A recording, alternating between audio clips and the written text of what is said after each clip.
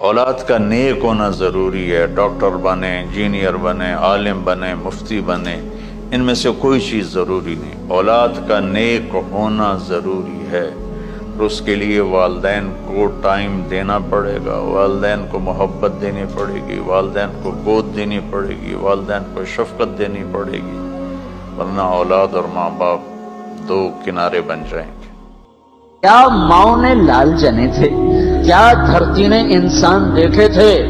آج تک دنیا ایسا بادشاہ نہ دکھا سکی جو 22 لاکھ مربع میل پہ حکومت کر کے مسجد میں جھاڑو دے رہا ہو، جو 22 لاکھ مربع میل پر حکومت کر کے پانی کی مشق کندھے پہ اٹھا کے بیوہ عورتوں کے گھر میں گھڑوں میں پانی بھرنے جا رہا ہو۔